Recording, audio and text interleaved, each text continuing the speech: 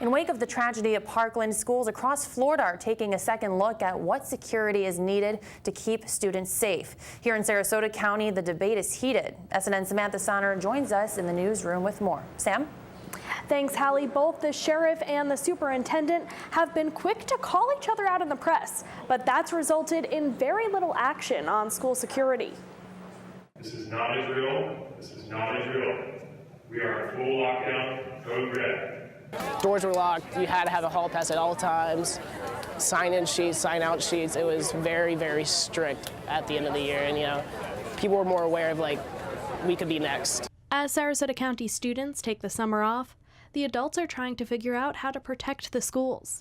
But as of this week, things are not going well. Earlier this week, Sheriff Tom Knight says he lost faith negotiating with School Superintendent Todd Bowden. Bowden, meanwhile, worries Knight is compromising school safety. One would think that maybe I would be the one who didn't want to meet with the sheriff, particularly after his text messages, but for the good of our kids, I've been willing to continue our relationship. As with everything, it comes down to money. He has taken his commitment from $750,000 to zero, absolutely nothing.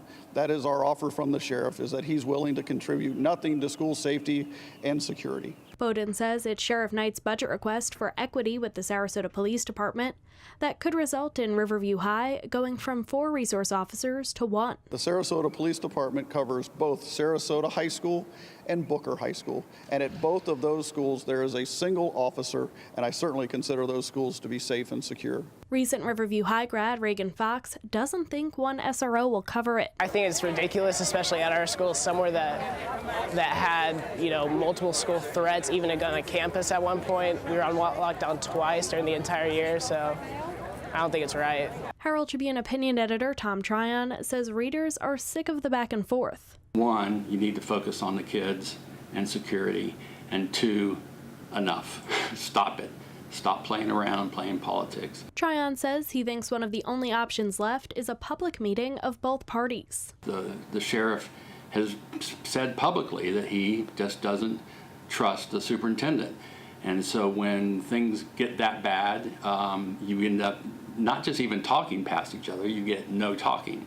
It looks like that will be a school board meeting scheduled for June 28th. I will meet with the sheriff anytime, any place, under any conditions. We need to get this worked out, and we need to move forward. You better believe I'll be there, and you can rest assured the police chiefs will probably be with me. So this meeting on June 28th is definitely going to be something that we're following along with this whole security issue. Hallie? Samantha, thank you for that report.